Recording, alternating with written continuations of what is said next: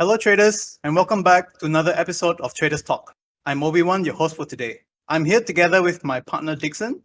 We are both the co-founders of Traddictiv, a prop firm that has had the privilege of partnering with some of the most innovative names in the industry. Today, we have a special episode as we embark on a journey from idea to impact, exploring the story of a great trading tech company that has been providing game-changing tools for many traders, investors, and hedgers. Joining us today is the visionary behind his company, none other than Mr. Jose Blasco, the founder of Traddictiv. Jose, welcome to Traders Talk. Welcome, Jose. Hello, everyone. Applause to you, my friends. Amazing what you're doing, and a pleasure for me and a privilege to be part of this talk today. Okay, that's awesome. Okay, can you share? Let us start off with a bit of a background on Traddictiv. Maybe you can give us a brief overview of the company vision and mission and what, in a nutshell, Traddictiv is all about. Yeah, Traddictiv has a very clear purpose. Put it on the side that, as the name suggests, trading. Trading is about adding. Trading is about trading is addictive. Trading is active. All those things. So, with that philosophy, technology is your ally. And the goal, the mission, the vision, the strategy, the essence of Traddictiv has to do with utilizing trading technologies to overcome some of the weaknesses of being human when we are facing the markets, such as, for example, doing market analysis and having a trade plan which is subjective, or getting emotional about something, or maybe not being able to spot market opportunities fast enough, things of that sort. So the goal of our company is to bring in tools that basically provides a statistical edge to the traders by overcoming the fact that markets are governed by technology, artificial intelligence since decades ago. I would say 1995, something like that, is a key year in the years of the markets when exchanges and markets started to trade electronically. And obviously, trading without the help of technology on your side puts you at a disadvantage, right? So our goal is to provide the tools and the support for the traders to do better, to do well. Amazing, Awesome. amazing. So Traddictiv is actually trade, addictive, and active. Is that? Oh, awesome. And also you have a little extra word in the middle with 3 letters, which is the word add, because okay. if you trade well, your account grows. So. Okay. You add value. So yeah, I mean, this is just playing with the words, but to be honest, it's coming from a strong passion about the markets, and let's face it, we are having this chat here because we love the markets, right? So it's indeed addictive, and the markets are moving, so it's active, and all of that. Okay. Amazing. Okay. Well, Maybe you can go through the thought process behind the creation of this trading tool. What triggered the thought processes that suddenly you realize, okay, I feel I want to create something that might help somebody. Yeah, so everything starts in 2008, to be precise, where I personally got into trading, and I happened to be exposed to a collection of different market techniques, trading methodologies, trading schools of thought, etc., and coming from the background of being an engineer, which is my background, technological engineer. So, I was a bit shocked and uncomfortable that many times, people with a big name, sometimes actually, those market gurus, they would basically, share beliefs in a very strong fashion, but those beliefs were not necessarily backed by facts or stats or figures. mm-hmm. And like, for example, just to pick an example, and so I am understood. So let's say you read a book on technical analysis and they talk about head and shoulders. Head and shoulders. Just to pick an example, and nothing against head and shoulders, by the way. But then some trading books or some trainers I had in the past, they would state that you were expecting that kind of a move, that kind of percentage of head and shoulders to fail, or that kind of percentage of head and shoulders to work. And then to me that made no sense at all, because I mean, a head and shoulder on the euro versus a head and shoulders on crude oil, or a head and shoulders on a 5-minute time frame versus a head and shoulders on a daily time frame, it's a totally different animal. even though it's a Head and Shoulders, to pick an example again with the Head and Shoulders.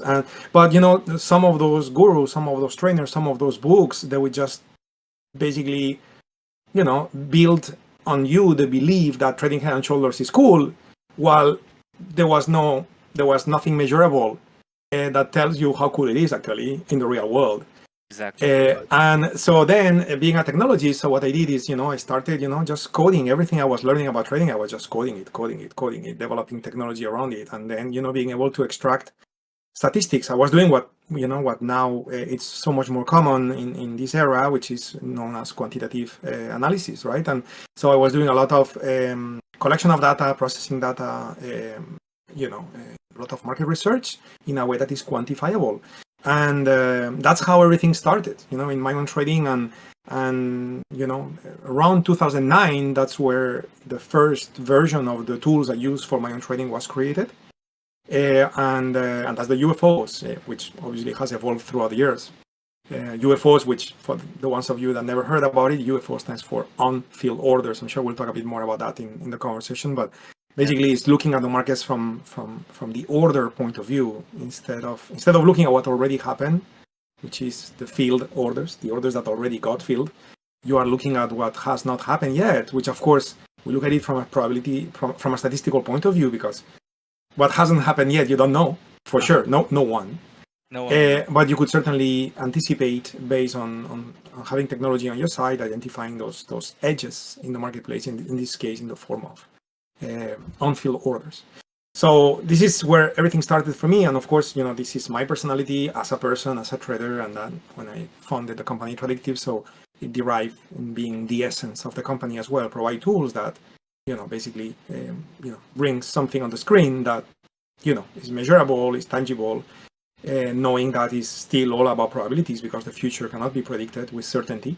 But at least if you have odds in your favor, and then, as you guys explain very well in your website and everything you do, it's all about risk management, right? So if you manage your risk while you have the odds in your favor, so then you can be in a good place. Of course, you still need to manage the human in you, your trading emotions, but that's what you need, Yeah, the statistical edge is a prerequisite. The human part, we need to address it again later on, right? Indeed. So you started around like 20 plus years ago, right? That was more like 15, if I'm Okay. doing the math correctly, right? 2008, yeah, something like that. 2008. Oh, right.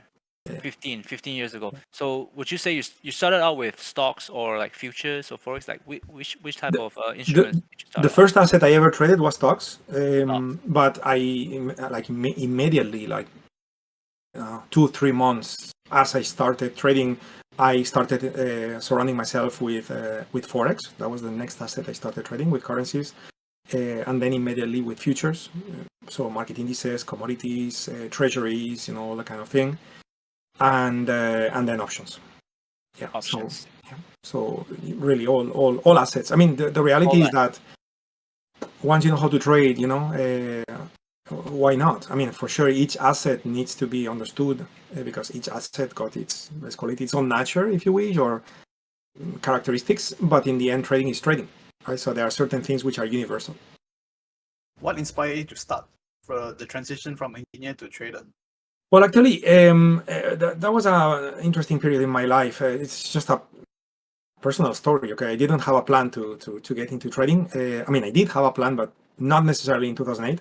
So, my background, as I said, was engineering. I was working in the telecom industry. I'm from Spain, so I was working in Europe in the telecom industry. And I was doing some further studies, in this case, in the field of business management. So I was doing an MBA. And then I remember having this lecturer that started talking about marketing techniques that companies use in front of IPOs before launching a stock, so then they can motivate potential buyers of those shares right as the stock becomes public to ideally bring the IPO price higher and therefore generate more funding for the companies. And to me, I'm like, what? So you're telling me the markets are manipulated in ways? How can that be? I was so naive at the time, right? And but that at the same time, it really, really intrigued me. So I started reading books at the time, and I was not trading yet. And then I had this opportunity to move to the States. So I moved from Europe to Silicon Valley. And next thing you know, I'm driving my car and see the building of Google, building of Yahoo, the building of Microsoft.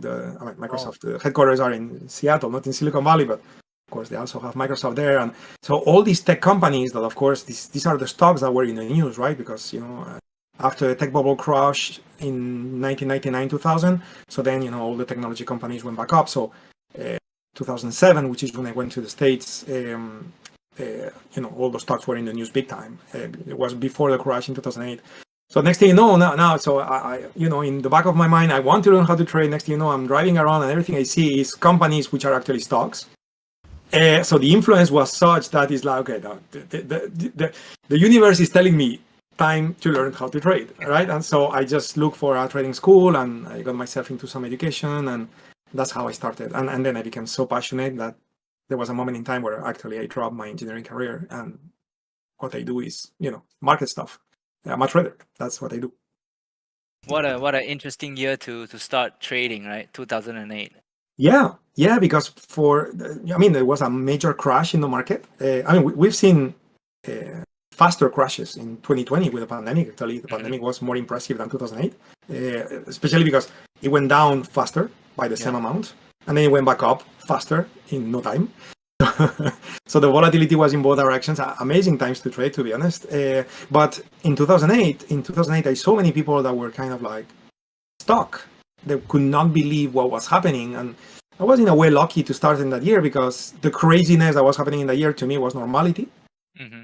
So therefore, whatever happens next, is just enjoyable. It's not gonna make you self-doubt yourself or anything like that, So, and the reality is that, that's why we manage risk. Anything could happen anytime.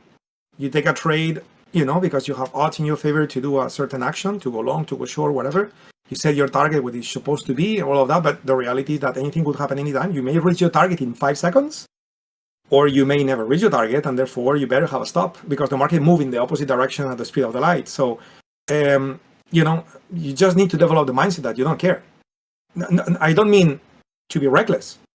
You care about being perfect, discipline at risk management, but you don't care about what the market does. You just know you have the odds. You expose yourself to the move, and if you're wrong, you have protection. You have your stop in place, and that's it. And that 2008 was a fantastic time to develop that mindset. Whereas I met other people. I remember meeting this guy when I was learning how to trade. He made $4 million trading stocks during the tech bubble. So at the end of the 90s, when the markets were going up like crazy, he didn't know how to trade, but he kept just buying stocks and buying stocks and buying stocks, and no stops, no targets, no nothing. Just buy stocks, whatever stock. Okay. So the guy didn't know how to trade, but it was just a very lucky period of time for him because the market just kept going and going and going. And this guy made $4 million. Okay. But then with the tech bubble crash at the end of 1999, he lost $3 billion out of 4 he made. Wow. So he lost 75% of the money made, which he even went into depression and had problems with I don't want to get too dramatic here, but problems with his spouse. And so again, what's the problem? The problem is he cared too much. He thought he knew. He thought he could, the healthiest mindset as a trader is just to be proud of being a very good risk manager, being very, very disciplined. You guys in your company ecosystem do a fantastic job at that. And if people have that mindset, and then they have tools and they have methods on how to enter the market with odds, then that's it. It's a healthy thing to do. But when you make it personal, when you think you know better, when you think you are this guru, all those things put you in a position of problems to come sooner than later, unless you're lucky. And even if you're lucky, it's not gonna be forever like this guy. That for maybe 5 or 6 years was lucky buying stocks at whatever price, but then it was slapped on the face. Yeah. So it's it was easy for me to understand that in 2008. So in that sense, I was very lucky. Yeah, because like we said, because the market has many faces, right? It has many faces. So just because you make money during a certain period, but if you don't have risk management, you're gonna get shown another face of the market, and that's gonna take you out. Yeah. So that's the thing. So it's great that you started in 2008, and that set the expectation for you that the market can actually do this, right? So you don't expect that it's going to be roses and sunshine the whole way. That the market is normal. This is normal. The market can do this. Correct. So- Correct. What an important word you're using, the word expectation, because Yeah. many people change that word for the word hope. So they take a trade, they don't know what to expect, and therefore the hope is going to be They okay. hope. Yeah. So look at the big difference, right? And in the other hand, let's say we were all 5 years old and we never traded before, we don't even know what's money, and someone was to explain to you what we just said, it would make a lot of sense. But the problem is that sometimes people start trading at a later time in their lives, and they have all those beliefs. Okay, so it's important just be humble. Look, the market is going to do whatever it needs to do, even if you don't trade today. Yeah. So if you trade or you don't trade, it doesn't matter to the market. The market don't even care, right? Yes. It So don't it's even not know we about exist. it's really not about us. For us, it's just being smart, just position yourself in the right place with risk management, and just catch the moves. And when the move is against you, get out quickly so you lose little, and then catch another move and keep going and repeat. That's it. All right. Yeah. Exactly. That's it. All right. So let's get back to Traddictiv. Yes. What would you say are the key features of Traddictiv that sets it apart from other retail trading tools? Well, the concept I mentioned earlier, we actually have a patent on that concept, which is called the UFOs, on field orders. So that's a concept that is often not understood because it's to be honest, it's 100% common sense, but definitely counterintuitive, especially to people that have studied a lot of classical technical analysis and things like that. So that's where we differ a lot. I'll give an example to explain that. So let's pretend, I'm going to use my hands a little bit. So let's pretend that the market goes up and then goes down, and you have like an inverted V there, and then goes up and then goes down, and you have another inverted V there, and then goes up and then goes down, and you have another inverted V there. Well, a classical technical analyst would draw a line on the top of those three inverted V's and would call that resistance. Mm-hmm. Right? And by the way, nothing wrong with that because it's definitely a relevant price point in the market. Price turned there multiple times. So that price could be relevant. Nothing wrong with that. But at the same time, if you think about what happened in that price point, why did price was going higher, stopped, and then dropped and created an inverted V? Why? Well, because a lot of sell orders came in. Those sell orders got filled. For every sell order that got filled, on the other side, you had a buyer. You had more sell orders than the buy orders available. So there is a moment in time where no buy orders are left, and therefore the market fell. So in other words, what happened at the peak of the inverted V is filled orders. That's what happened, right? And then there must have been excess of sell orders for the second time when you got the second inverted V, price came. Those excess of sell orders were still there, or more were added, and then same phenomenon happened. The sell orders got filled to a point where all the buy orders that existed at that price point were filled, no buy orders are left, and the market fell again. And then the third time, one more time. So, when you have many turning points at a specific level, and, you can see many technical analysts that they will draw a line and they call it support, resistance, all of that. That's important from a price relevant point of view. But from a market mechanics point of view, which is the order flow, it is actually not relevant at all. I would argue is the opposite, because the third time let's say now the fourth time price goes back to that resistance, the odds for a breakout is very high. Why? Because orders got filled one time, more orders got filled a second time, even more orders got filled a third time. So the question is, how many sell orders are left now? I don't know the exact number, but probably less than the first or the second time. Yeah. So then the probability for a breakout is high, right?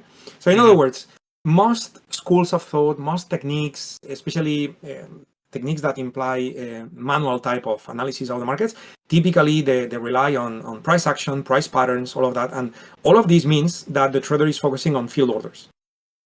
Whereas our technology, our approach to the markets is the complete opposite. I don't care about what already happened. I care about, do I still have on-field orders at a specific price point? And if that's the case, when price comes to that region of price, now I want to take a trade, because having on-field orders left adds odds to a potential move to happen before it happens. Whereas if no unfilled orders were left, then, I mean, you could trade a breakout, nothing wrong with that, but you would not have another drop in the case of, in that example, with the resistance. So, and by the way, you could actually combine both schools of thought. You know, let's say you're a technical analyst and you draw a resistance line, and then you turn on the UFOs, and the UFOs tells you there are still orders left. Well, now, you know, you potentially have an even better trade. But the point is that our technology is not looking at it from the angle of filled orders. It's looking at it from the angle of unfilled orders. Unfilled orders. And the only way to find out where the unfilled orders are, which is a statistical conclusion. Okay, we don't know for sure where the orders are. That's impossible, and I will explain in a moment why.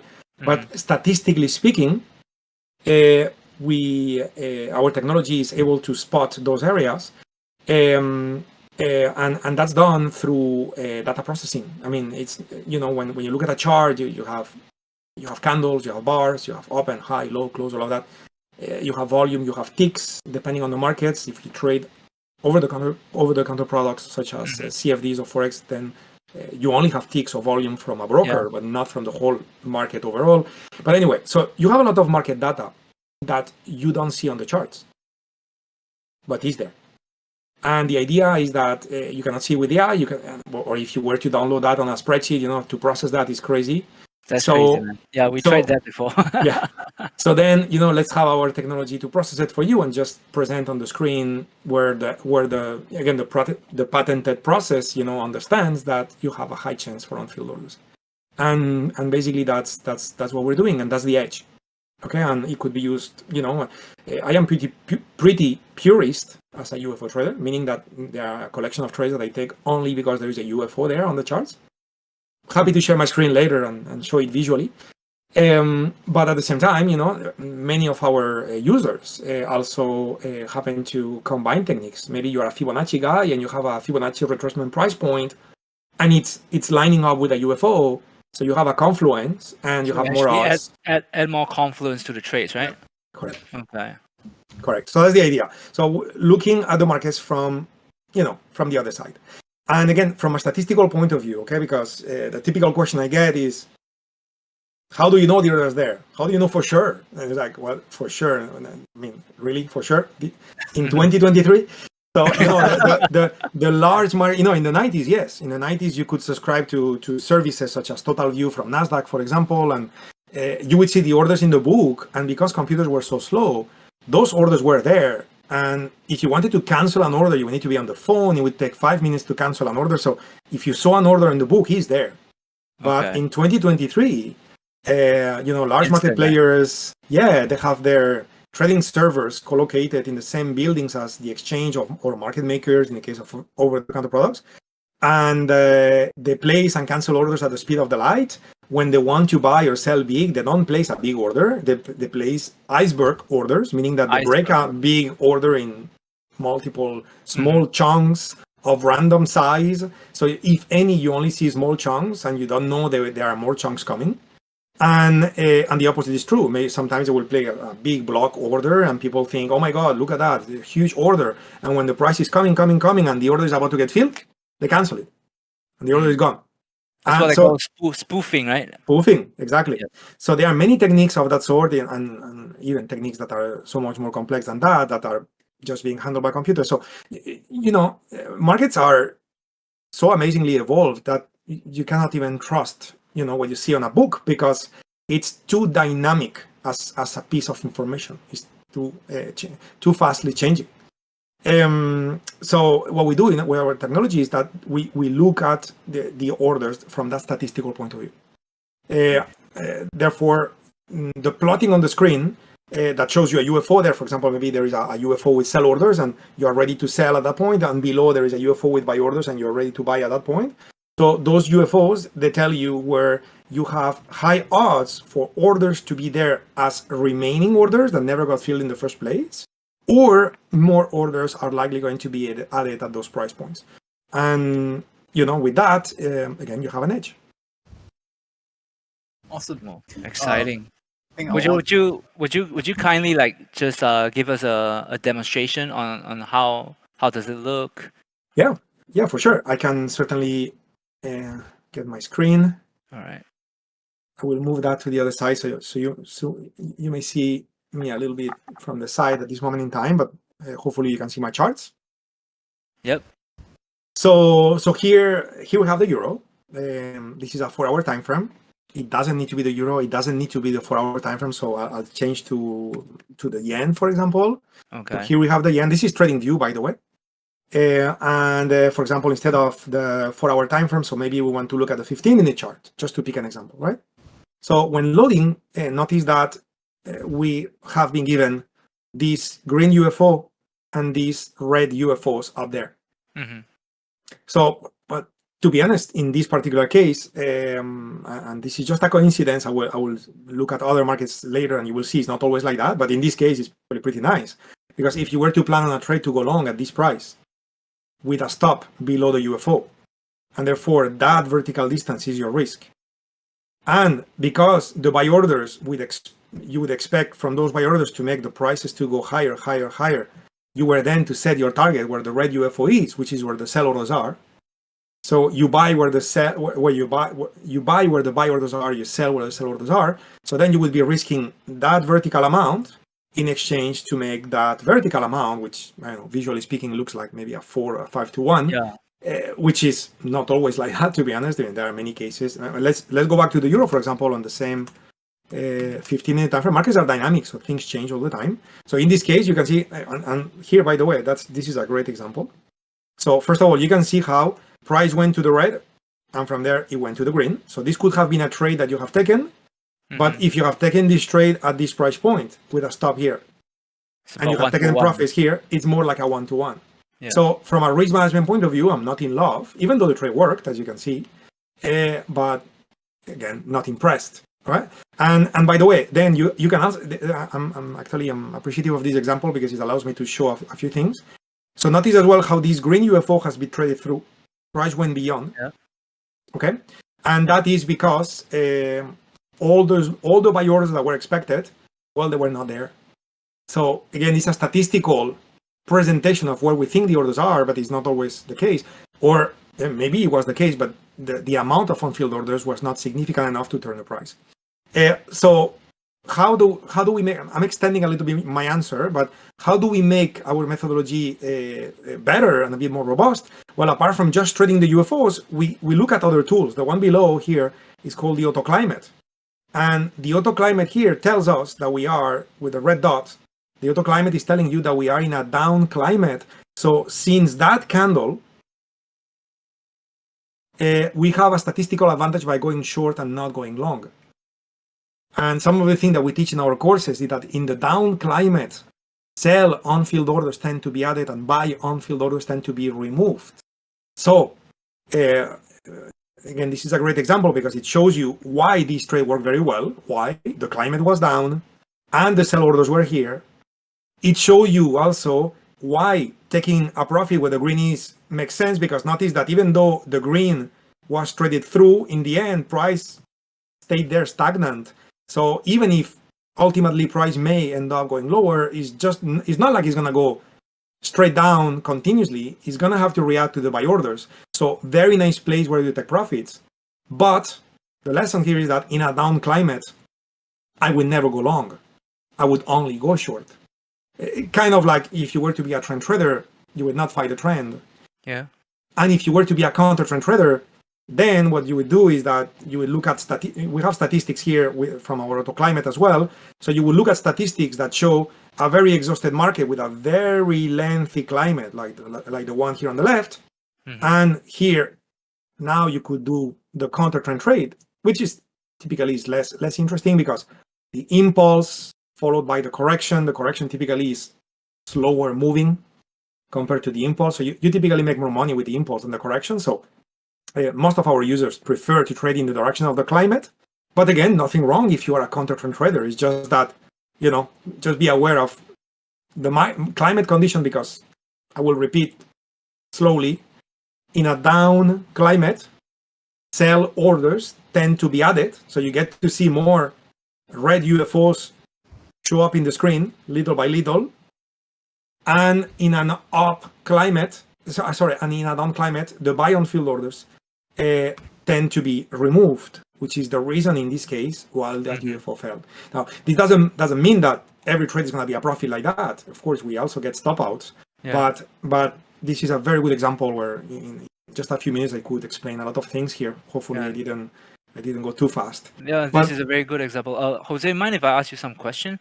Yes. Regarding the UFO, right? Because I'm seeing there's some huge circles, some smaller circles. What's the significance of all this? Yeah. So notice how there is an inner circle and an outer circle, and notice how the inner circle sometimes is small, sometimes is big, sometimes is centered, sometimes it's not centered like that one. Yeah. So what the inner circle represents is where the technology understands that the greatest quantity of on-field orders is. Okay. Whereas the whole zone is an area with high probability for on-field orders. The inner circle tells you where the greatest quantity of orders should be. So concentration. A trader that is very risk averse could say, look, instead of getting short here with a stop above, right? So instead of getting short at 0.813 and a stop at 0.799, instead of doing that, I'm just gonna go ahead and I'm gonna go short here, a little higher. And now you're entering where the meat of the sell orders is, and you are improving your reward to risk ratio. Now, of course, there is a price to pay for this, which is you may miss the trade. If you look at exactly where this turning point took place, it took place maybe a couple of pips under the circle. So if you were that trader, you miss the trade. Okay. But that's the meaning. That is the meaning. And again, like if you were to trade, let's say the 8-minute time frame, for example. So your trading zones are going to be fairly narrow. So from 41 to 45, that's 4 pips. If you were to trade, let's go on extreme daily time frames. Let me adjust the scale. So your zones are going to be wider. So 0.960 to 0.1017, right? So that is like 57 pips, if I'm not mistaken. So of course, larger time frame, larger UFOs.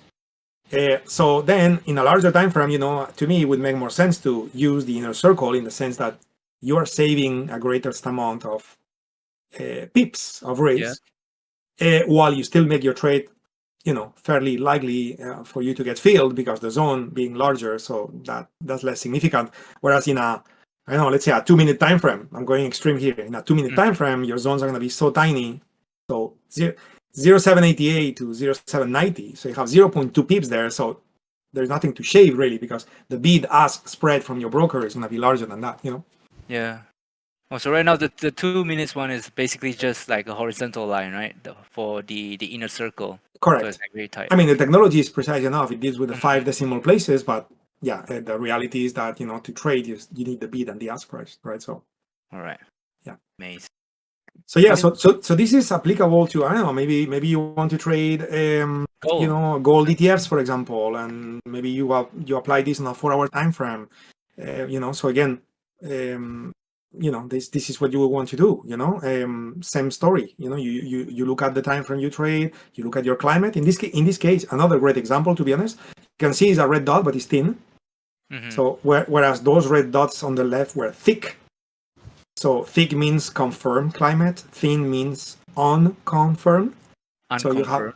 So you have less statistical advantage there to trade. And so, in my case, when I see that, I pass. So I would not be trading this short. I would wait for the climate to go back to blue. And when the climate goes back to blue and it gets to those green UFOs, let's ride it again, And again, stop in place, but you know where to place the stop. That's another beauty of the UFOs, that you place the stop where there is no more on-field orders. So if you get stopped out, actually, you are okay to be stopped out. I'm not going to say you're happy to be stopped out because we're never happy to be stopped out.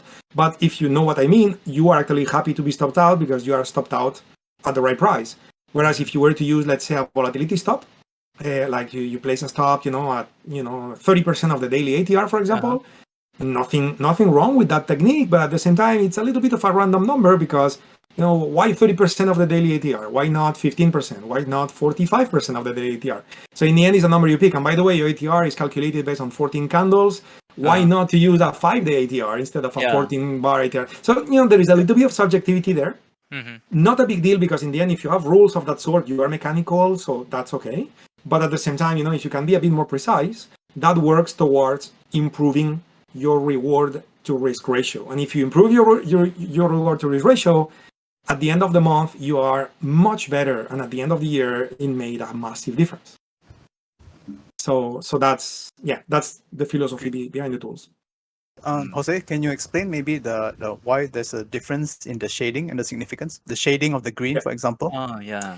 So when the shading is dark, like this one or that one, okay, dark red or dark green, it means highest probability based on the logic of this tool. When the shading is lighter, it means that there are still on-field orders left, but the probability is probably slightly less. And to be honest, we are being lucky today, because I don't need to spend too much time looking for charts, because we're having very good examples on the screen, just like picking a random symbol like I did. Yeah. Sometimes it's very subtle to explain the shading thing, but today actually it's very simple. And I got 2 examples here. So you can see this UFO here, which is lighter shaded. And it's because the expectation is that less on-field orders are left. And the reason why is because you can see that this box starts here. This is where the box starts, if I go all the way to the left. Yeah. But notice that even though the box started here, we had a situation where gold came to this price point and bounced. In other words, orders got filled. So if orders got filled, you have less on-field orders left. And that's why it's less probability. Now, if I zoom in, and again, there is so much more to this. The technology processes a lot of data, but just so you understand the rationale. So how deep that bar went inside the green zone? Did it go deep, or just like kissed the zone and went away, right? So in other words, again, well, there's more processing behind that, but just think about it from a common sense point of view. How many orders got filled, given the fact that price went there and basically spent no time, they didn't go deep? So very, very few orders got filled. So I'm still expecting many on-field orders left at this price point. And that's why the green UFO still shows on the screen, even though the little bit of a warning sign is that it's lighter color. And the one above here, again, same story. Okay, so if you look at beginning here, again, very easy example. Sometimes it's not so easy, visually speaking, but in this case, yes. Notice here another kiss, right? And then you have beginning, merely touch it, and then beginning of a zone, and then tiny keys, barely touch it. So that tells you that there are orders, but not many were filled. Because if there were orders but they were all filled, then you would see something like that, which is the inverted V thing I was talking about earlier. Right? Yes, there were orders, but they are all filled. You don't have a red UFO at this price point. Okay, so if I was to draw a classical support, this is where my line would be. And yes, you can see how resistance becomes support. So technical analysis, classical technical analysis may make sense. What was resistance became support. You can see it here, right? Yeah. At the same time, just for fun, let's rewind. Right? I'm using the bar replay tool available with TradingView. Let's go ahead and using that inverted V, draw a line.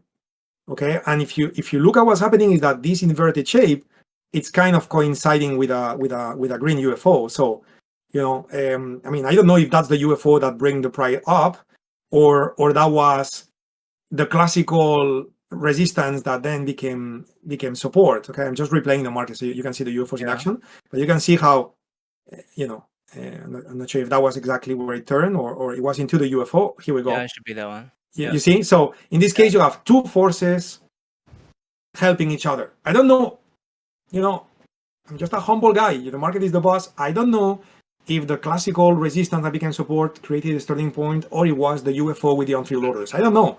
Yeah. But the fact that two of them were lining up helped the probability of this turning point to have happened. And that was my point earlier. I mean, that was the turning point, and that was my educational point as well. Yeah. I mean, at the end of the day, for us traders, as long as it works, we don't really care, right? We just Exactly. want the things that work. Yeah. Odds and risk management. Yep, And repeat. exactly. That's it. Exactly. Totally agree with you. Yeah. Just a bit of a personal experience shared using this AutoUFO. Is that for me, how I feel, because my trading style personally, I do a lot of price action. I trade a lot of key levels, but I find that when I combine it with AutoUFO, so far from my limited testing, is that it gives me additional confluence, definitely, for my entries. And it helps me get rid of noise and makes my decision making easier and faster. Because, for example, if I were to short from the red UFO, right? If I were to short and there happens to be UFO there, it gives me confluence to enter. I will enter, and when I see that my take profit point also happens, there happens to be the green UFO, and the range in between indicated by the red and the green UFO, it gives me more conviction to hold the trade.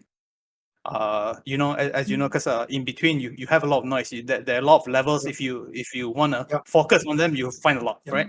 But Yeah. it gives me conviction. It gives me clarity, and I think end of the day, that's very important for a trader. Yeah, I totally agree. And the fact is that, the moment you understand the concept of trading, the importance of risk management, the importance of profit zones, all of those things, you could use the UFOs the way I just explained, the way you just mentioned as well, which is kind of a different application of what I said, but looking for the same concept. So you have your technique, you have your price action, you have your key price points that you look at, etc. And then with the UFOs, you're using it as an odds enhancer, and also has those extra benefits of removing the noise, avoiding distraction. In a way, also keeping you accountable. So maybe you just got a loss and you hesitate to take the next trade, but now the UFO tells you, hey, this is a trade, so you have to take it. So there are multiple benefits there, but also, like, for example, what about breakout traders, right? So look, for example, you may be looking at this pivot high here. And you may be thinking, if price, because we're talking about the red UFO will bring price down, okay? Which I'm not confident because the climate is not confirmed. Yeah. Okay. So in a case like that, I will be looking for a change of climate and therefore a breakout of the UFO. Now, if that breakout happens because there is a UFO and there is this turning point here, is that breakout likely going to succeed? I would say yes. Why? Because there is nothing to stop the price until we get to the next UFO. Yeah. So there is profit margin. There is white space on the chart. There is profit margin. So that breakout may not be a fake out. Where there may be other situations. I need to look for another chart. I'll pick randomly, let's say the 1 hour time frame. Let's see what we see there. Okay, perfect example. So, for example, here, many people may be looking at this low, and they may be like, okay, so if gold in the 1 hour time frame breaks this low, I'm shorting as a breakout trade. Well, that's gonna be a breakout. You got 3 UFOs below price. The odds of these to do something like that and then reverse is extremely high. So your breakout is a fake out. So again, you may be using the UFOs for entries, or you may be using them for targets only, which is what I'm doing now. Again, there are many ways on how to trade, to be honest, but in the end, it's all about having a method, being comfortable with your method, having the method to produce a statistical advantage, then manage the risk, and then repeat. Yeah, exactly. And that's it. Totally agree with you. So I'd say that this is a pretty good demonstration of how versatile the system is, right? Accommodate to many different types of trade. Since I'm sharing screen, I'll show one more thing that maybe is useful. And I know we're taking lots of time, but no problem. I'll do this quick. I believe it will add value. I'm just gonna pick another currency. Let's go for the pound, for example, just to get a bit of diversity here. Take your time, man. We're enjoying it. Oh, me too. Believe me, I'm very passionate about this. So here's the pound in a 1 hour time frame. So look, I can turn on my UFOs, and there is a calibration setting here. Okay. So that calibration setting can be used to make my UFOs more active or more passive. So more active or more passive means more UFOs or less UFOs, and higher probability or lesser probability. Meaning that an aggressive trader, by definition, is a trader who wants to trade more often and is happy to be stopped out a bit more often too. That's an aggressive trader. Mm-hmm. Whereas a conservative trader is a trader who wants to trade a bit less often because he wants or she wants to be stopped out less often as well. So in that sense, calibration goes from 0 to 1. And if you use a little bit of higher value, okay, typically 0.7, it comes by default with 0.5. So if I make it 0.7, typically, it depends on the markets, okay? But typically, in this case, it didn't change too much, but you can see it's a little subtle variation on the UFOs, typically a few less. And if you go for a small number, like 0.3, for example, again, not every time from every market is the same all the time, but typically you will have a few more UFOs and slightly in different locations, so they allow you for a few more trades. Now, how do you know what's best? Apart from personal testing and experience, there is the UFO stats that come in here. And I want to kill two birds on one stone here, which is to talk about calibration, but also about stats. Because when I talk about stacks, I will kill another two birds with my initial two birds, which is four birds now. Too many birds. Anyway, take a look. If I turn on show stats, okay, and they will show on the upper right corner. So I need to compress sorry, not that. I need to expand exactly. So you can see calibration. So 58.58. So what that number means is that in this time frame with the pound, with this particular data provider, which is in this case I loaded FXCM. Okay. Of course, with when you load a currency such as the pound or whoever, you can choose other providers. It could be forex.com, it could be Oanda, it could be ICE, which is an aggregated fee of forex across multiple brokers.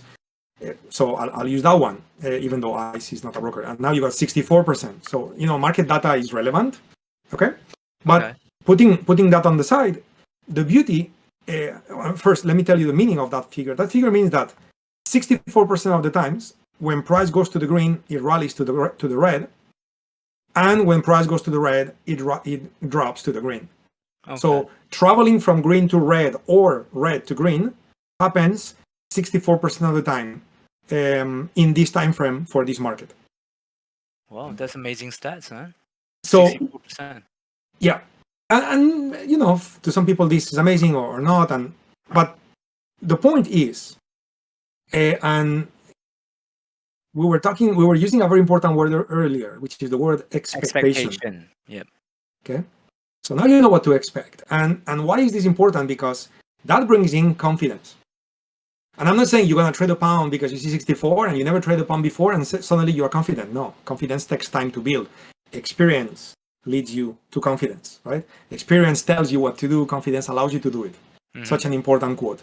Yeah. So it takes a bit of time to develop confidence. But here's what I mean by confidence. Let's say you have been trading the pound for a year. The pound is your bread and butter, and you know the pound very well. And today suddenly you're like, you know what? I would like to trade the euro yen. But you never traded the euro yen. Totally different beast. Totally different animal. Yeah. Right? Or not. Let's see. Let's measure. So now you load the euro yen, and now you got 63.33%. So now, first of all, that tells you that in a way that also shows you that our tools are intelligent and they adapt to the markets, more liquid, less liquid, all of that. But beyond the beauty of the technology we've built, putting that on the side, from a trading point of view, from a portfolio management, from a risk point of view, think about this. If, let's say, you were hungry to find more trading opportunities and you're like, I want to add more trades to my trading, and you are used to trade the pound, which makes, has a performance stat of around 64%. And now you see the yen on similar time frame is 63.33%. Would it make sense for you to add that currency pair to your trading? Yes, it would. Yeah. Whereas maybe, I don't know, I'm just gonna go extreme here. USD Mexican peso, 57%. I mean, again, the technology it's powerful and identifies what's relevant, but notice how there is less performance. So now you know what to expect. So that actually helps you to pick the markets you want to trade, right? So it's such an important concept because it allows you to create equivalency when you compare markets. That's another thing that was bothering me very much in OA when I started learning how to trade, where they tell you, head and shoulders, cup and handle, Fibonacci, or whatever, and now you expect it to work the same on McDonald's versus crude oil, right? Yeah. So, well, if we look at if we look at U.S. oil, for example, right? So if we look at U.S. oil, so in this time frame, 53% on the 1 hour time frame. Again, this depends on I just use the TradingView time frame for oil. If you change time frame, 15 minutes, for example, that's gonna give you now 54%. If you look at the 4 hour, it's gonna give you 48%. So you can see how certain time frames are more powerful than others, but definitely it's probably not going to be the same as McDonald's, which is a totally different name. Actually, funnily enough, it is the same, 47, 95% in this case. But there are cases where, look at that, in the 15-minute time frame, McDonald's is actually 59%. So if you trade the McDonald's CFD, right? Yeah. So it could be quite interesting as a trade. And maybe, some of your guys never thought of trading McDonald's CFD, right? I mean, maybe there is an opportunity. So again, the beauty is that with the tool, with this calibration, you can make it more aggressive, more conservative to align it to your trading psychology and trading style. But then those calibration figures, they also help you to understand the nature of the markets that you trade. So if those markets are okay or not to be added as markets in your watch list and your portfolio. Anyway, I thought this could be a relevant point for this conversation. Yes, definitely. Opens up our eyes, man. I mean, like, with this tool is like super flexible, right? It can go across any sort of instruments. Oil, forex, absolutely. stocks. Yeah, I mean, some of our guys, they are some of our people, I call them UFO purists. They just trade the UFOs and that's it. I personally prefer to combine the UFOs with the climate. So I do a few extra steps. Some people may be FIB traders and they do something like that. And look at that. There is no confluence on the 23. Don't trade the 23. Actually, none of the FIBs have any UFO in this case. Yeah. So if you are FIB trader with McDonald's, no trade. You have less odds.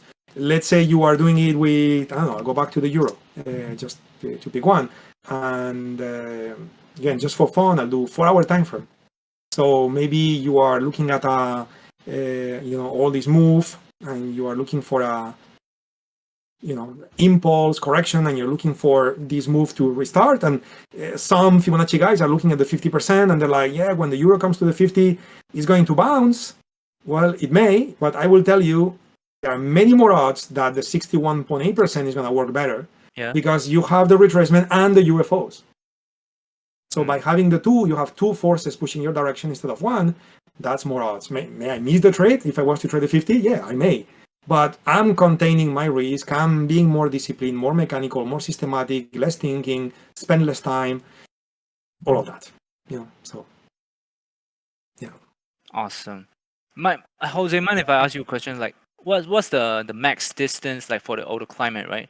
I saw there's a max distance, standard deviation. What does that actually mean? So what the statistics here represent, those statistics are about quantifying the sustainability for the climate condition.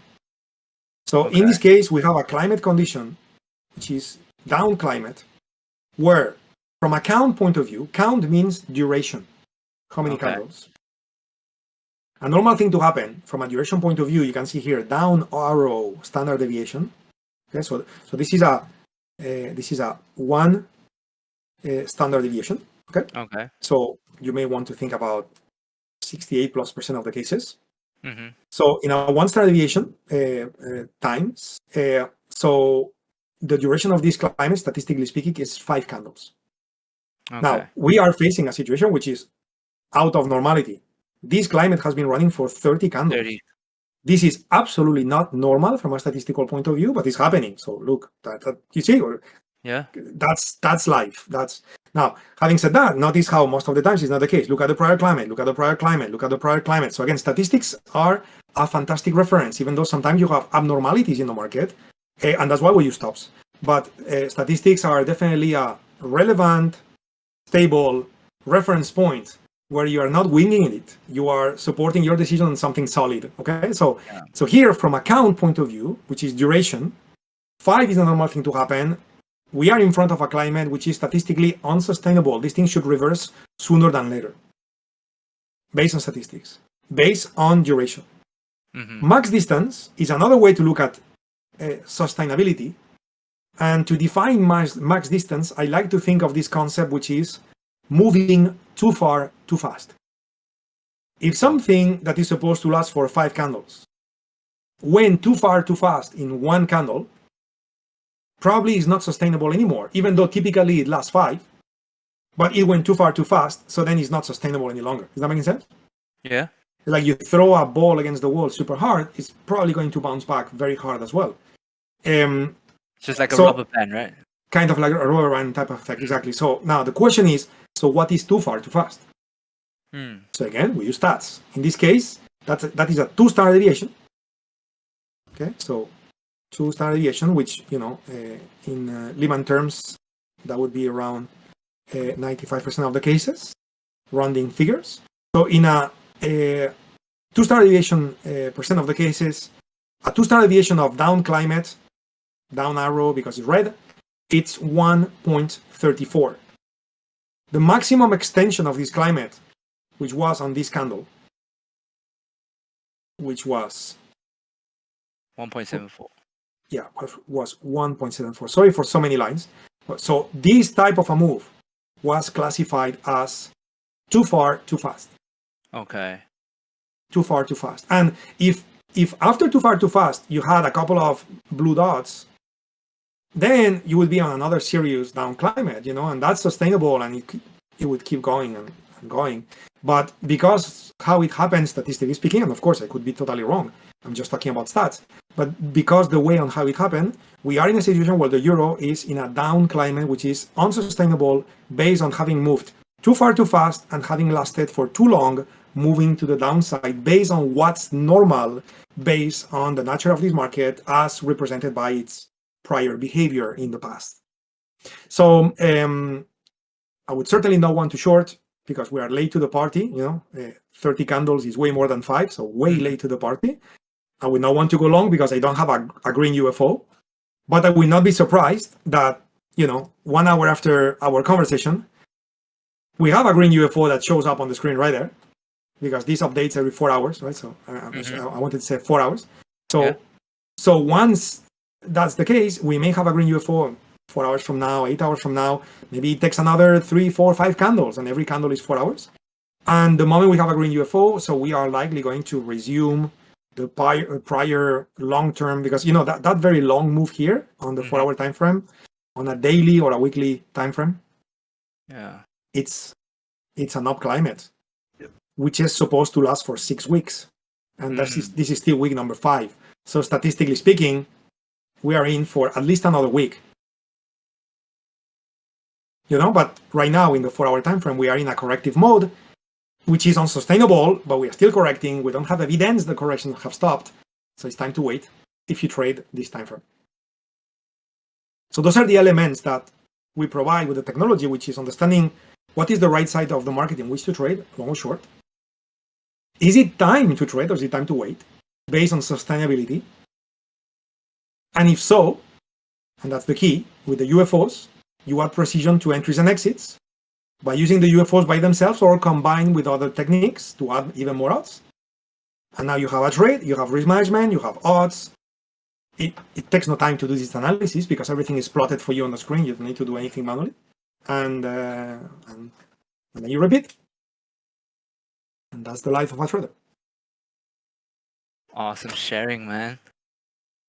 Wow, there's a lot of information for us to digest, huh? Yes, yeah. I'm you know, I mean, I'm super happy to just, you know, give up information and open up and share my own experiences and everything else. At the same time, you know, sometimes I a little bit overdo it. I'm very passionate about this, and sometimes I I share a lot, which then you may need to listen to this a couple of times if any of you is watching this recorded, for example. And yeah, but anyway, hopefully this opens some eyes. It's a very good demonstration. Thank you. All in all, this is a very flexible system. You could do it with whatever you want. Let's say if you're like you're a price action trader, this could definitely be another tool that you could add up to your arsenal, right? Yep. Or you could just solely just trade UFO as well. I mean, for me, I think it's very flexible, and I understand the logic behind. Yeah, amazing job, Jose. Yep. Amazing job. Yeah. Great. Thank you so much. Great. Thank you very much. Okay. Awesome. Maybe you can tell us how many, let's say, do you have any notable success stories of your traders that has used this UFO that transformed his trading? Yeah, Something I mean, notable. kind of my own experience in a way, which I've seen amongst many people. Maybe because I guess that we often tend to relate or pick up on personality traits from other people that may be similar to us. So, like, for example, something that happened to me in my early stages is that I was very hungry for a lot of trading knowledge. I wanted to know everything about everything, and there was a moment in time where I knew a lot, maybe too much, and then I don't know what to do because all that information is not structured. So that kind of problem happened to many people, and I've seen many people join our community of traders, many of our clients, our subscribers, our users of the tools that, for example, I'm thinking of a guy, his name is Mark. He lives in the States, and he was my student in 2012 in a class I taught many years ago. And one day he contacts me online after he found out that I started, my company, and we reconnected after many years. And then my question is, how's trading? And he, after all these years, he says, I'm not trading. Oh. Because he was that kind of personality. He just spent years of his life learning more and learning more and learning more, but he was not clicking the button successfully, and therefore even stopped clicking the button because he didn't have structure on how to enter and exit the markets. And so the beauty with the UFOs is that, apart from adding odds, saving time, adding precision to the trade, all of those benefits that we kind of mentioned, apart from that, it also has a human benefit, which is it pushes you to be structured, and therefore you can now be systematic and simplify your trading. So we have many clients that are using our tools because of that. And they may, as we said in the demonstration, that they may actually combine UFOs with other techniques, but now they are able to do it in a systematic manner. For example, you draw fibs and you go, the 23, the 38, the 50, the 61, which one do you trade and why? Yeah. So you mentioned earlier, you used the term, I loved it, when you use the term, remove the noise in the market, that kind of thing. So yeah, so we have lots of success stories in that sense that will really help healthily push traders to start clicking the button, because now they kind of have a plan instead of they only have plenty of knowledge in the brain, but they don't know how to implement a methodology. Yeah, sometimes in trading, the simpler it is the easier, right? I mean, yeah, for execution wise. Yes. I mean, I'm a perfectionist guy. Maybe it's a consequence of having been an engineer in the past or having studied engineering in the uni. I'm a perfectionist, and I would think that the most perfect thing that we can do as traders is to be pragmatic instead of perfectionist. So this concept of doing 20% of the effort to get 80% of the results, if you think about it, that is more perfect than doing 100% of the work to get 100% of the results. Yeah, 100% of the results is more than 80, but you have to do 100% of the thing. So having a very complex methodology that takes you an hour to plan a trade, that makes no sense. Plus, on top of that, the probability of making mistakes, if your methodology is complex, it's very high. Plus, if your methodology is complex and you spend an hour planning the trade and then the trade ends up losing, is very disappointing, which hurts your trading psychology, where you may stop trading for the week. It's so subtle. It's like the problem is that we are human. Yeah. So, I used to joke at the beginning of launching the UFOs when we came up with the name UFOs, because it sounds it's coming from the outer world. Yeah. Like So some alien ship, right? yes. So I used to joke and say, don't trade like a human, trade like an alien.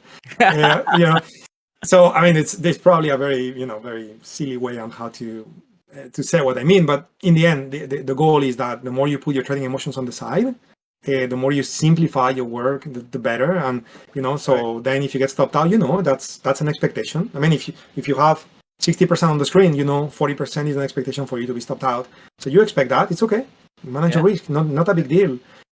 Just plan for it. The problem is when you don't have an expectation, you hope, and you're all over the place, you don't have a methodology, plus you spend an hour, then you get stopped out, you get frustrated, you get disappointed, you give up, all those things. So we have many success stories in the company of guys and girls coming from that angle, that they kind of saw the light at the end of the tunnel. It was this aha moment. It's like, oh wow, because I'm sure everybody has heard that trading is simple. I'm sure everybody has heard that, but it's not easy. Simple, It's not easy.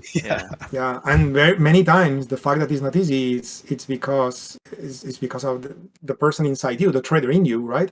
So you may be a perfectionist guy, hungry for knowledge. You want to know more to take the next trade, because this trade profits 60% of the times. You want to profit 70% of the time. And so you want to add, and keep it simple and repeat. Keep it simple and repeat. And at the end of the month, you're like, wow. Yep. And that's the there's no secret sauce, but if any, that's the secret sauce. Yeah, that's the beauty, right? Actually, as you mentioned, it makes sense when you said because you use alien for inspiration for explaining what it takes to be successful in trading. Because actually, it's the human element that messes things up all the time, right? It's the human psychology, the natural human psychology that works against you as a trader. There's something that I heard from I've repeated. I mentioned this quite a few times in previous podcasts. It's actually from Tom Hugard. Tom Hugard he's a legendary scalper, right? What I learned from him was that the human psychology is basically what is holding traders back. You have to rewire your brain as to how how things work. Yeah, how to deal with your losses and all that. For example, for the average trader, right? When you take a setup and the market tells you that you're wrong, right? It goes against you. It starts turning red. For most traders, they will turn hopeful. I want to hope that this turns around, right? The market's already telling you wrong, but you become more hopeful. And the deeper it gets, the more hopeful you become. You do not want to accept the pain that comes along with admitting that you're wrong, right? So when the market tells you you're wrong, you become hopeful. But what happens when the market tells you you're right, right? You have a trade set up, market tells you you're right, and your trade starts going green. What happens is that you also become fearful. You're fearful of losing your profits. What happens? Then you cash out and you lose a lot on the table. So all these bad habits is all the human psychology is wired the other way around. The market tell you you're right, you become scared. The market tell you you're wrong, you become hopeful. All right, it's wired. It's unbelievable. It's nonsense, but we're all like that.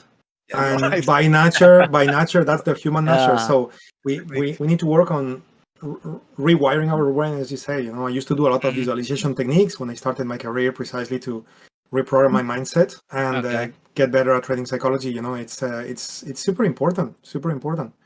Yeah, it's we stay longer in pain than we stay in pleasure. Is that why would you ever do that? You will never do that in front of a meal. Yeah.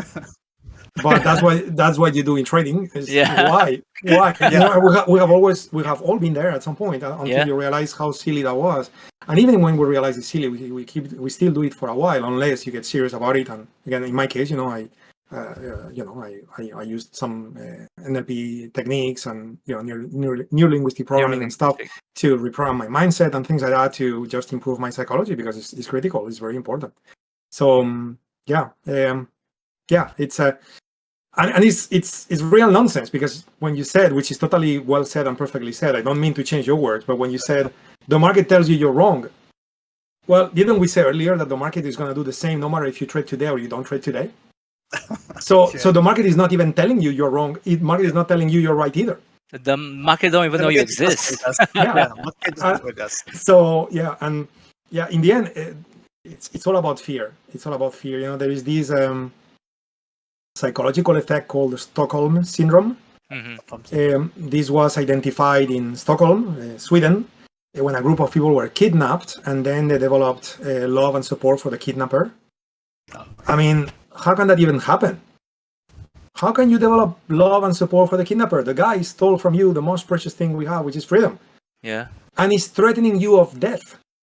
And you develop love and support for the kidnapper. How can that even happen? Well, that's exactly what happened when the market goes against you and you hope he's going to come back. You are kidnapped and you hope he's going to free you up.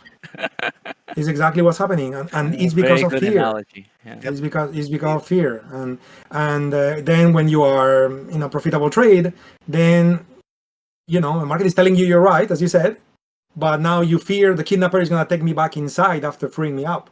Right? And so again, so now what would you fear? Something if you know what to expect. If you know, let's say 52% of your trades are going to be profitable and 42% of your trades are going to be losses. And when you lose 1, and when you profit 2.3 as an average. And that at the end of the month means you made a killing. Yeah. Why would you fear anything? The problem is that you may be new to the markets. If that was your case, that was my case indeed. When I was thinking that way, you don't have a trading plan. You didn't do some backtest. You didn't know what to expect, or you didn't have tools that give you stats on the screen. It's all about, instead of you know what to expect, you hope, because hope leads to fear. Fear. We can talk about this for days. I mean, it's such an important subject. At the same time, it's so simple. Yep. Correct. It's so simple. It is very simple, but not easy. Like you keep telling traders, don't be fear of missing out. Don't be afraid of losing. Yeah. But everything, this is just just the core concept of trading, and the human psychology is just prone to all this. Yeah. Yeah. Yeah, that's why it's important to have something like Traddictiv to help simplify things, where you think less and become more mechanical or trade like an alien, right? Yeah, that's really exactly it. Also, regarding Traddictiv, do you have any upcoming features? Is it undergoing continuous development or anything in the pipeline? Yeah, well, so the answer is yes and no. Definitely yes. At the same time, I want to explain why I said yes and no, because there are different things to explain. So first of all, the tool was produced version 1 in 2009. So in other words, it's been fine-tuned throughout all this time. So it's not like there is something magic to unlock on AutoUFOs where next thing it's just gonna double or triple the performance. So the tool it's pretty powerful the way it is, and there is little more to create there. Now, of course, we'll always have in the back of our mind, our own needs as traders, our needs, the needs of our clients that often give us feedback. So from time to time, I mean, we just released recently a new version of Auto Climate, as well as a new version of AutoUFOs with some extra features and stuff. So we are always, but those features are out of convenience. Okay, the core algo, as I said, is patented and stuff, and that will kind of stay the way it is. Now, we do have plans for integration with additional platform providers. So, I showcase AutoUFOs using TradingView, but there are many providers of software for trading. So we are in active developments all the time to add more platforms to the system, to collaborate with brokers, with exchanges, with all sorts of market participants that, brings us value and our clients, and we can also help them. And then, of course, a project that will be very big the day we finish it, which is not going to be too soon because of the complicated regulation in the financial services industry. But we are planning to launch other ways on how to access AutoUFOs outside of charts, such as API access to AutoUFOs for algo trading, such as ChatGPT, where you can ask, so what's the next UFO on the euro on the 4-hour time frame, and you get the values without looking at the chart. Things, tools of that sort, if you wish. So again, lots of things coming from the form of convenience. But when it comes to having something on the chart to plan your trades, it's pretty mature as a tool, I would say. Nice. So it's I more see about on Yeah, sorry. No, I no, see no, on your website you have a Jose Blasco GPT. Is it like what's the idea behind it? I mean, Well, it's very creative. Yeah. we've trained Jose Blasco GPT with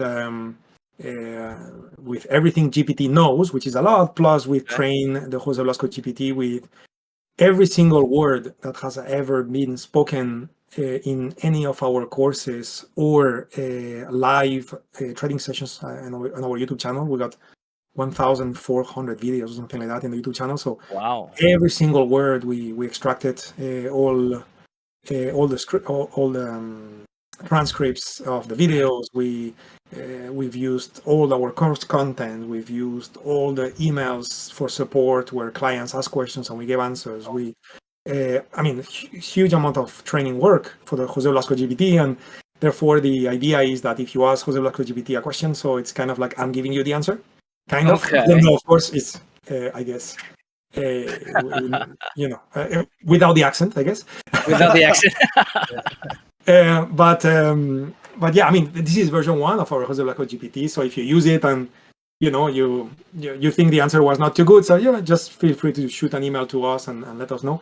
But yeah, we're excited to have this tool because, well, definitely, this is the direction in which the world has been moving already for a while, and it's very clear that everything that has to do with AI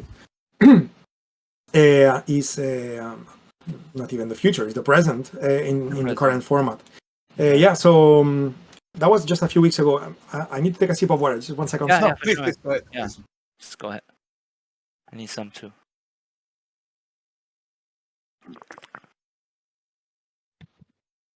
Sorry about that. So it's pretty clear. One of the key companies when it comes to AI, especially when it comes to generative AI, is OpenAI. OpenAI. Yep. With their ChatGPT, right? And recently, that was around 1 month ago, I believe, something like that. That's when they launched the possibility of GPT. you customizing your GPTs, and so we jumped on that immediately. We were already planning for this and so on, and so we jumped on that immediately, and we provided it. And so far, I understand our users are using it, and so far, I understand people are happy. The one thing to know, though, just in case it's not known, is that the customized GPTs can only be used if you have a GPT Plus plan, meaning that for the users of ChatGPT as a free tool, then they cannot access Jose Blasco GPT. And unfortunately, there is no way for me to make my Jose Blasco GPT available in the free space. I would like to do that, but they just don't do it. So you need to be a ChatGPT Plus user, and then you have access to more functions of ChatGPT, including those customized GPTs, such as mine. And yes, so yeah, the idea is that it's like I'm available 24 hours a day, and people can ask questions and get instant answers, and get just no waiting time, just get what you need. And of course, if the answer is not right, I'm one email away. I'm happy to answer that email. Will it be able to answer what's the best food in Spain? Well, that's a politically incorrect question. Just like if I ask you what's the best food in Malaysia, depending on the answer you give, you're gonna get some people very happy and some people very, I'm not gonna like you anymore. So, well, I'll just give you a quick one. Since I am from Valencia, I would say paella, which is a rice dish. And the classical one is made with chicken and rabbit, and it's a pretty unique dish. I am actually a vegetarian, so I don't eat that type of paella. I eat other types of paella, but the classical one, if you ever try or go to Spain, is make sure you eat rabbit and chicken paella. It's very unique and it's delicious, actually. Amazing. Okay, I think pretty much I think that's it, right? Do you have I think we're coming to a close. So do you have anything that you'd like to share, some additional insights or thoughts for our audience? Yeah, to share really, look, I'm very passionate about trading, so I'm obviously biased, but definitely I would like to encourage everybody, whenever is the right time for you. For me, it was in 2008. Whenever is the right time for you in your life, just to get serious about trading, to get into trading is a beautiful thing. Even if you do it part-time, or if you get serious enough where you do it for a living like I do myself, So I would suggest that's that's my kind of like closing message. Just go for it. It's a beautiful thing to be done. Now, having said that, just do it the right way. Okay, just don't gamble about it. Don't hope about it. Don't do the silly things that many people do. Just get serious. And basically, you just need, you need three things to succeed. Apart from your commitment and your discipline, you need proper education. So the team, with Traddictiv Prop, they will support you all the way. You need tools. Happy to have you as a UFO trader. There are other tools. Some tools out there are definitely okay. But make sure you don't trade, too manually, like in the 80s. Okay, well, it's 2023, so keep that in mind, because sometimes you may be inspired by a book, and the book was written in the 70s or the 80s. So careful with that. And some of those books are good, but remember the markets are modern these days. And then finally, you need funds. And so if you have education, you have tools and you have funds. And basically, with Traddictiv Prop, you have everything you need. So the only ingredient left, as I said, is your commitment and your discipline. So sorry about that. So when the time is right in your life, just go for it. That's my message for you, because it's really a beautiful thing to do. It's powerful, but just do it right. Just approach it seriously. It's a serious thing to be done. So don't just I'm gonna take a trade and let's see what happens. That kind of approach will not lead you anywhere. So just make sure that you do the right thing and go for it. Definitely, I would encourage everybody. I mean, my nephew, for example, I'm pushing him, for example, because everybody should know how to trade in the world in which we live. I mean, we just talked about AI. I don't mean to be dramatic, but so many people will not have their current job soon. So yeah, people may find alternatives, and there are other alternatives beyond trading too. But definitely, trading is a fantastic thing to know. What a skill, no matter what else you do in life. So yeah, Definitely. Amazing sharing. Thank you, Jose, for sharing this incredible journey of Traddictiv, as well as your life journey and all of your experience. It's inspiring to see how all these ideas can evolve and become tools that can possibly help many traders and how they operate. So, to our listeners, if you've been as captivated by the stories I have, we actually have more for you. We'll be giving a special offer for our Trader Stock audience. The normal yearly subscription for Traddictiv is $377. But for now, you can gain access to this for only $306, which is about $25.50 a month, right? And also only through our unique link down below. So you won't find this offer anywhere else, right? So there you have it. From idea to impact, this has been Traders Talk. Until next time, happy trading. thanks everyone. Cheers.